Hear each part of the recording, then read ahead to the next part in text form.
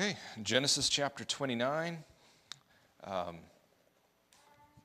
broken this into two parts this morning, but not exactly where the paragraph break is in some of our translations. So I have the first 14 verses as section 1, and then 15 through 35 broken up. The first half being the arrival of Rebekah's son, that is his arrival in Haran to where Laban is, and then the second part being the servitude, or in some ways the slavery of Jacob to Laban.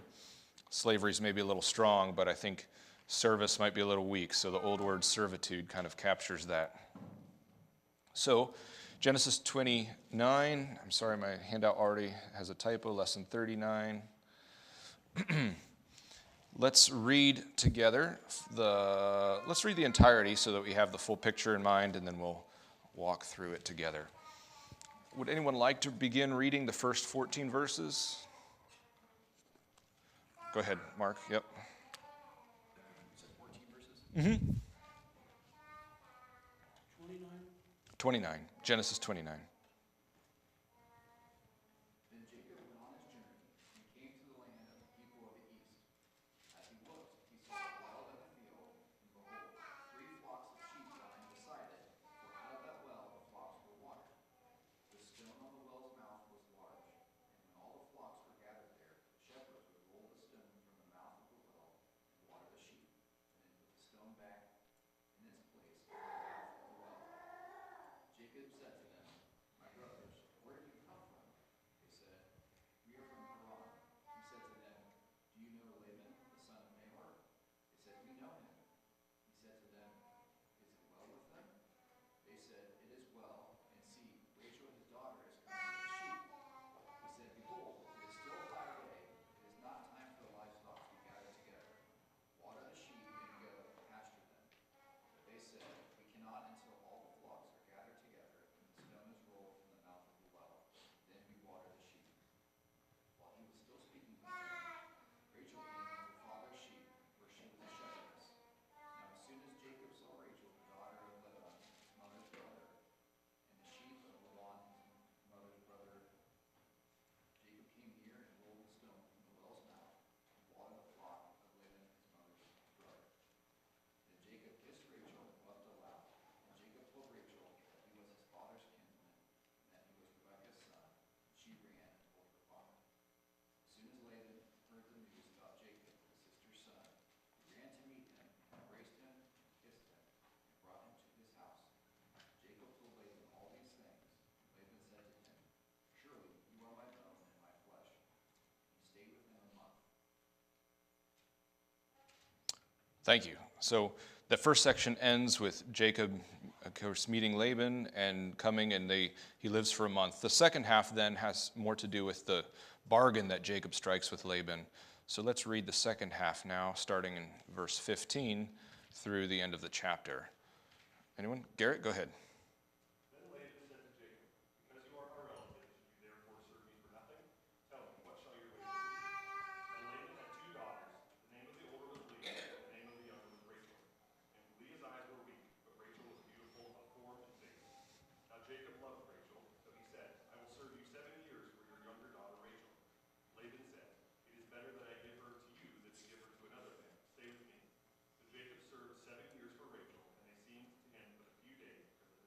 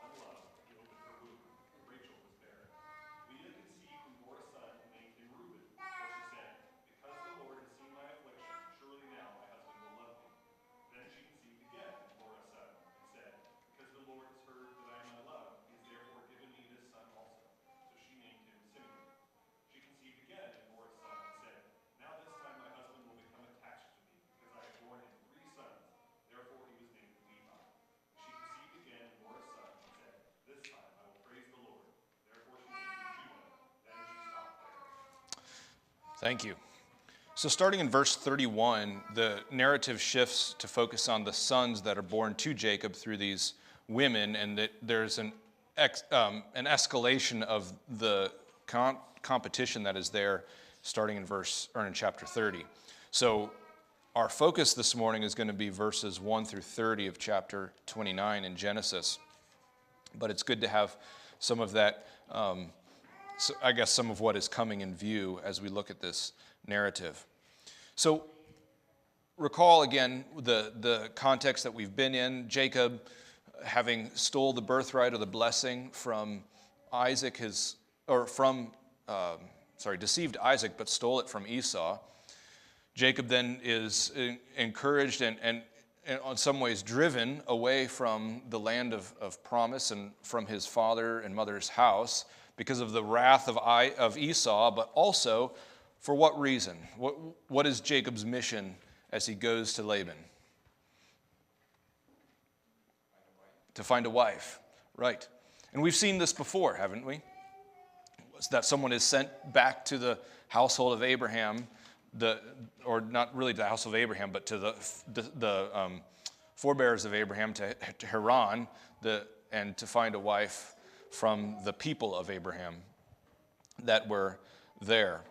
So this is what he is intent on doing, and it's interesting to notice how the text describes this land of Haran. Even though his journey would have been significantly north and then east, it's described as he has gone to the people of the east, the land of the east there. So in your handout, it's the land east of Canaan, to flee from the wrath of Esau and to seek a wife. Now, that's the framing of this. Jacob is seeking a wife, and what does he meet with first in the narrative? What object does he run into or see? A well. Again, these should be bringing to mind some of these previous patterns. He comes, he sees a well, and it would be common in those days to meet people at a well. That's, if you think of a wilderness or a nomadic area, the place where you could most likely find people would have been at the well. But here, something peculiar is going on. And first, we're kind of introduced to what he sees by the well, and then the situation of the well is described. So what does he see by the well first? 3 flocks of sheep, and apparently there's some shepherds there with those 3 flocks. And then what's the situation of the well? Something peculiar about the well? Large stone over its mouth. It had to be removed for them to water, and then they put the stone back on. This is the context that Jacob finds himself in as he comes here. So the well was secured by a large stone, which had to be rolled from the mouth. All right. 1:3 in your handout. Jacob, he's journeying a long way. He's come quite some distance away from his father and mother's tents in a land he's not been before, and he's seeking, who's he trying to find? Laban. Yep, he's trying to find Laban. Remember who Laban is related to him? His uncle. Laban is Jacob's uncle. So he asks the shepherds, have you heard of Laban? And lo and behold, the first place he comes to in this land, they say, yes, we know of him. And Jacob says, well, how is he? And so they not only know of Laban, they know how Laban is doing. He is doing well. And they say, and behold, look who's coming. Who is it? His daughter, Rachel, is coming. So then Jacob says something peculiar to these men, as it notes that Rachel is coming with her father's flock. He says, it says, behold, it is still high day. It is not time for the livestock to be gathered. Water the sheep and go pasture them. But they say, we cannot until the flocks are gathered, and they roll the stone from the mouth of the well. Then we water the sheep. What's going on here? Jacob, do you remember Jacob's profession or his vocation had been a shepherd also? So he understands how things work. He looks at the sun. He says, it's still noon, it's middle of the day. It's not time for the sheep to be bedded down and resting here. So what are the sheep doing here? Why are 3 flocks of sheep just laying around this well and waiting? And the men say, well, we have to water the sheep before we can go to pasture. Jacob wants them to go. He's kind of encouraging them to go take your sheep and move on. And I can't help but think maybe I don't know if he sees Rachel coming and he wants them to move along for her. I'm not sure. But here it says they make this interesting reply. Well, we can't until we water the sheep. And we can't water the sheep until they roll the stone from the mouth of the well. So these 3 flocks, and he addresses the shepherds as brothers, so likely at least 3 shepherds there as well, are waiting to roll the stone away from the mouth of this well. And so in your handout I wrote 1:5, perhaps the stone was not so easily moved by 3 shepherds as it was for 4. It could be that they're waiting for the help of one more to move this large stone.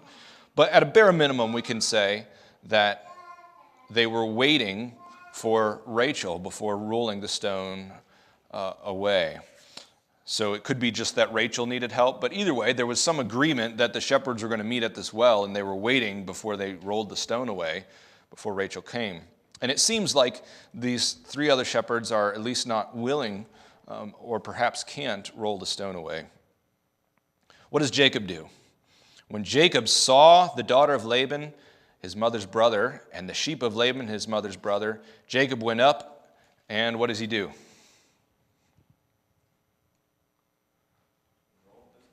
Jacob rolled the stone away all by himself. He takes the stone, he rolls it on his own. With his own strength. I like what Gil said here. This he did partly out of respect to his relations, meaning Rachel is his cousin, so he did that to respect her, but partly that he might be taken notice of by Rachel. In other words, maybe a little flirting here. I don't know if that's appropriate to say, but here Jacob takes the stone, he rolls it away. The alpha male. Yeah, or something like that. Now, I'm just going to pause here and say, 1:7, I have a little bit of a comment here, but I'm going to be cautious in how I say this. So I wonder, as I read this, what is the point of belaboring this about the well and all that's going on here? And people say different things about it. So I'm gonna make some observations and kind of submit that to you to consider. But if what I say is going too far, that's okay. There's nothing rests on this. There's not some doctrine here that we're undermining one way or another. But just notice a couple things here. So here we have the seed of Abraham. He's come to get a bride. And I guess recall also, do you remember last time we had this? We had Eleazar go to the well and wait for Rebekah. And we saw that his determination to be the servant who takes the bride, some of those themes seem to be picked up with Jesus and the woman at the well when Jesus was there to take the bride and he would not eat or drink until he had told them his mission from the Father. We saw there was some of these parallels there because Jesus presents himself as the one who has come to take a bride. Well, thinking about that in a similar way, here we have the seed of Abraham. He's come to get a bride from his kinsman. He's done what 3 others would not do by rolling the stone away from the mouth of the well. And with his own power, he does this and waters the flock of his bride. Now, the repeated refrain, roll the large stone away from the mouth of the well, can't help but make me think, of course, of the 3 women who were wondering, how will we roll the stone away from the mouth of the tomb when Jesus was buried? And of course, they come and find the stone is already rolled away. And thus, Jesus was declared to be the Son of God by power, Romans says, by the resurrection from the dead. And so there's some themes there, some parallels that I think you can meditate on at how the New Testament writers are alluding to this Christ is the seed of Abraham, the great seed of Abraham who has come. But I'll leave that there just for your consideration. How does Jacob then greet Rachel? First he comes and he kisses her, but we shouldn't think in modern Hollywood style. He comes and greets her in a Middle Eastern greeting. He kisses her, as her cousin, and then he weeps, likely for joy.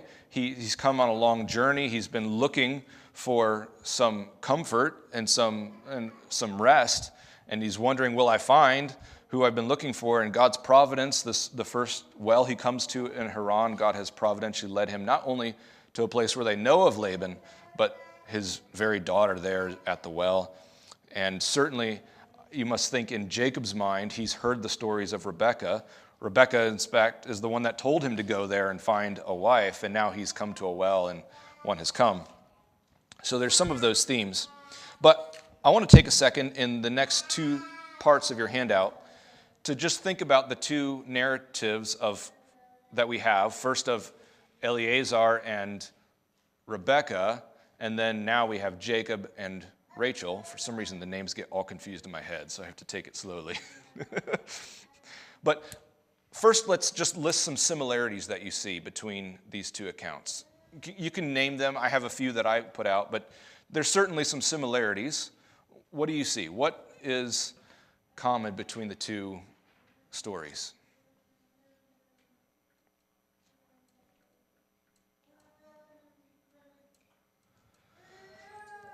Okay, they're at a well. Thank you. Yes, they are there at a well.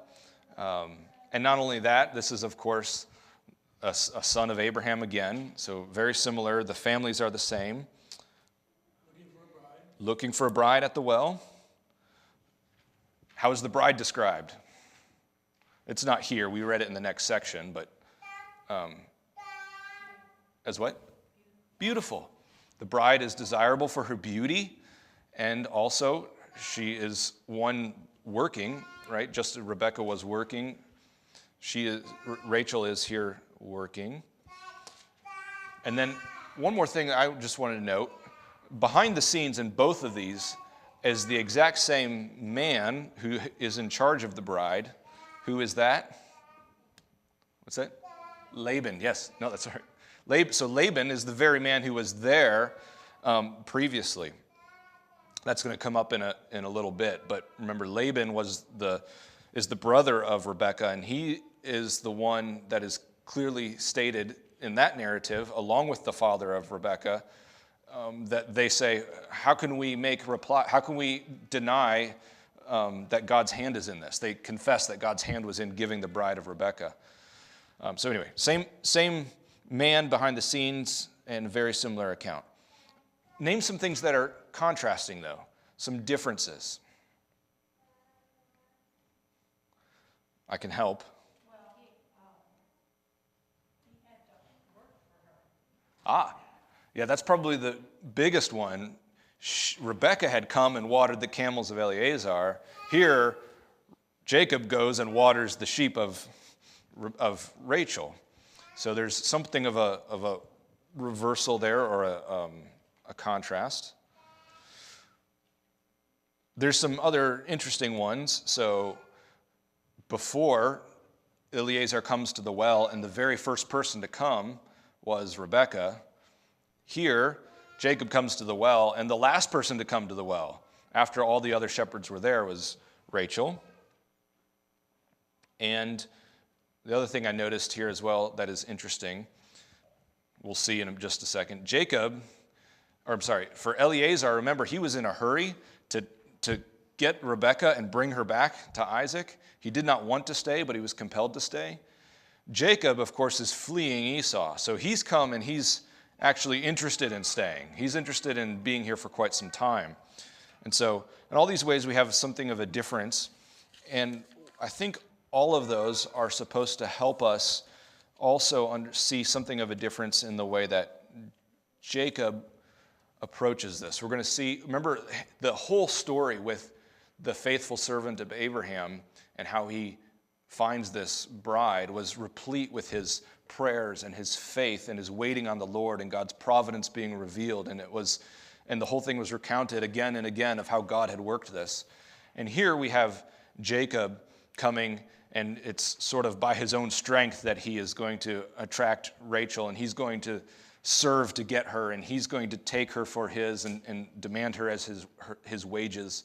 And what we don't see in the whole narrative is his prayers to the Lord, his waiting on his providence, and these sorts of things. So it's just an interesting contrast as we look at the story. Okay.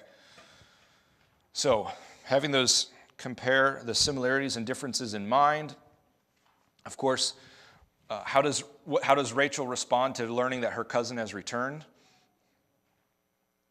And also, we should note, I don't know if I have this in your handout, but who is her cousin? This is the son of Rebekah.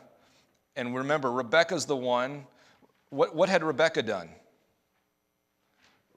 Rebekah had recognized that God had given blessings to Abraham, and in faith she leaves her family and goes to join because the hand of God had called her to be wed to Isaac. So Rebekah had left the house of Laban, or her brother's house, and gone, and she had been gone for quite some time, probably 60 years or more, and now her son comes back and returns. This is the son of Rebekah, the son of the blessing of Abraham. So anyway, Rachel goes slowly back to Laban. No. Rachel runs, and then Laban does what? Laban runs back to meet Jacob. So there's an earnestness and excitement that comes. And so it says specifically that Jacob comes and tells all these things to Laban. And what does he mean by all these things? Well, I don't know if he means only the narrative of the well. Certainly, Jacob is saying all these things, meaning this is why I'm here and this is what has happened. And he recounts all these things to Laban, which in reply, all these things, lost my place here, make sure I'm in the right spot here, but all of these things certainly would have included how Jacob not only was the heir of Abraham's promise, but Jacob also had come by it through deception and deceit. And so Laban welcomes Jacob in, and he says very interestingly, what does Laban say? Verse 14, surely you are bone of my bone and my flesh. Yes, thank you. Surely you are bone of my flesh. And he stayed with him a month. Bone of my flesh, that sounds like bone of my bone, flesh of my flesh. This is what Adam had said to Eve when she was presented to him. And in that sense, it's just a recognition of commonality. Like, you're not like the animals, you're of me. And there's also the themes of marriage kind of there as they are here. But I think for Laban, and it might have been one of the guys on Bible Talk drew this out, but Laban recognizes in Jacob not just that he is kindred, meaning common blood. That's the first blank. He's not just common blood, but also a kindred spirit. And we're going to see that the same deception that Jacob had worked back at his home, Laban is going to work on Jacob. So there's going to be more commonality between these two than at first maybe meets the eye. Okay. So now we're on to the second section here. I named this, again, the double servitude for Rachel. And I think I said before, some people came. I'm not trying to use just old words for their own sake, but servitude is a little more severe than just service. It's like slavery, but slavery might be a little harsh to say. So the old word servitude kind of helps capture that a little bit. Jacob is serving, but the serving is something of being treated like a servant slave, perhaps, under in a way, the bondage that Laban is going to put upon him through deception. So, bond slave would be another one, or I thought of indentured servant. Yeah. Okay, so this whole account then sort of changes a little bit. We're still going to see some comparisons between the account of Eleazar and Rebekah, but really we're going to start seeing comparisons and contrasts between the two accounts of deception. Remember the deception where Isaac could not perceive the difference between Jacob and Esau, and here Jacob's not going to be able to perceive the difference between the two sisters. So it begins the account by Laban saying, well, you're my kindred. I shouldn't treat you like just a servant. Name your price. Laban sees that Jacob has been beneficial for him for the last month, you've been here for a month and this has worked out pretty well for me, so name your price. I will pay you your wages. So he offers to make some payment for Jacob's service in 1:13. 1:14, then we begin to see these contrasts. This is sort of what I had already drawn out. I'm not sure why I put it in this section, but unlike Eleazar, who had simply recounted the work of God and asked for Rebekah's hand in faith, Jacob seeks to achieve his own desire through, I guess you could put different descriptors there. I put strength and ambition. He would rather earn the hand of Rachel as his wages than ask for her in simple faith of God's provision. So Jacob, Works and merit. yeah, that could be as well. Yeah, it has. So this whole section has those themes of his laboring in bondage, and he's trying to and working in merit. It is also interesting to note he doesn't come with all the wealth that Eleazar has as sort of a dowry, and so in some ways he's offering what he does have, his service. So you can read that in slightly different ways. But Jacob offers, of course, how many years of service? 7. And this would just, I think symbolically, it's a complete service. He offers a full 7 years, 7 being that number of completion, for Laban's daughter. And then the narrative stops for a minute and says, I want you to get the context here. Laban doesn't just have one daughter, he has 2. Now, how are these 2 described? Which one is older? Leah is older. Which one is more attractive? Rachel. She is the one who is desirable. And it says specifically, so I said what Rachel lacked in family rank, she exceeded in beauty of both form and appearance. Her sister was not found to be quite so attractive on account of her eyes being, and the word there is weak, or timid. Now, you can kind of understand where Jacob comes from here too. Rachel was a shepherdess just as he was. She was strong. She could fend for herself among the other shepherds. She was one who had first met Jacob at the well.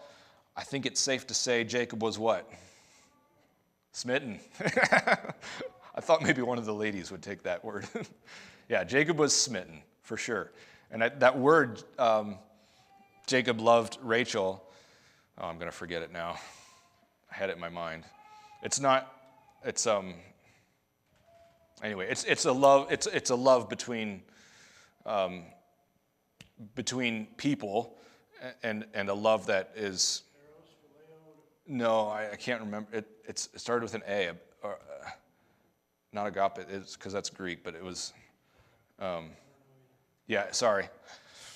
Anyway, it would be analogous to our word of romantic love, but not necessarily, it would not be the term I think that would be self-serving, sacrificial love as much as it is a desire. So, Jacob is smitten, and then, of course, we have this little note. Sorry, I'm looking at my time. We have this little note about Leah and her description. Where else did we see a description of eyes recently? Isaac's eyes were dim. So in that case, Isaac's eyes were dim because he couldn't discern the difference. That there was a parallel of discernment there. But in this case, so I'm in 1:17. I'm sorry. No, I'm in 1:16. The description of Leah's eyes make us compare this part of the narrative with the account of Isaac, whose eyes were dim because he could not distinguish between the 2 brothers, either physically or spiritually. Leah's eyes are not weak in capacity, meaning it doesn't mean she can't see well. It's contrasted with Rachel's beauty. So her eyes are weak in attractiveness. They're not something that draws the attention. The one who is failing to see the situation clearly, the one who's about to be tricked, is who? Jacob. Jacob's the one that's about to be deceived. He is, as I put, love blind for Rachel, not principally for her faith or her character.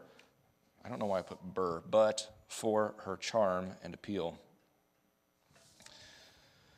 So Laban agrees to Jacob's proposal on account of Jacob being more favorable to Laban than a stranger. He says, well, I might as well have you over a stranger marry my daughter. But again, here, what is lacking is the looking for and discerning of what? If Jacob is looking for a bride, Laban is looking at it in terms of what he can gain, whereas before he had looked at it and confessed, look, this is the hand of the Lord. Yeah, God's will, exactly. Is lacking the discerning of God's will. Laban is the very man who had said of Eleazar's proposal to take Rebekah, the thing is of the Lord. But now he says, in effect, the thing is the best I could get or hope for. In other words, it's not Laban's recognition of Jacob's what? Jacob's favor with God. That's not what he's looking at here. That makes him agree to the terms. It's his own calculation of Rachel's worth relative to Jacob's kinship and service. I can get a lot out of this guy and for Rachel, so I'll agree to the terms. 7 years might be a good amount of service for Laban. Is it a long time or a little time for Jacob? Little time. Or, sorry, what did I say? For Jacob. Well, yeah, he thought it was for Rachel, but the first 7 years seemed like but a few days for his love for her. Everybody says, aw, no. Matthew Henry has a helpful little note here as he relates this. He says, note, love makes long and hard services short and easy. Hence we read of the labor of love in Hebrews. If we know how to value the happiness of heaven, the sufferings of this present time will be as nothing to us in comparison of it. An age of work will be but a few days to those that love God and long for Christ's appearing. That's helpful, isn't it? Okay. The boldness of Jacob's demand. Okay, so now the 7 years has been served. It seemed like a brief time, and Jacob goes and says, give me my wife. It's my time to have her, right? It's a very bold and upfront claim, but he demands what's his. So, of course, and it suggests both. Jacob, he's eager, that's clear, but also that he's demanding it as his wages or as his due. Laban agrees, let's make a wedding of it, he says. So he gathers the men, but then Laban sees what? Laban has a plan. I can gain Jacob for another 7 years if I do something. I can have this son-in-law stick around and hang around. Obviously, Laban is mostly worried about what he can gain out of this equation. And so he passes Leah off as Rachel at a critical time. And, of course, the act between Jacob and Leah is not something that you can go back on. It's irreversible, right? So the deceiver has been deceived. The uncle is as clever as his mother, as Jacob's mother. A lot of irony, I guess. A lot of reaping what was sown in this account. Jacob, of course, reacts. How is he? He's indignant, probably rightfully so. But Laban wastes no time. Don't worry, Jacob. You can have Rachel too. All it takes is another 7 years. To which it's interesting how Jacob then responds.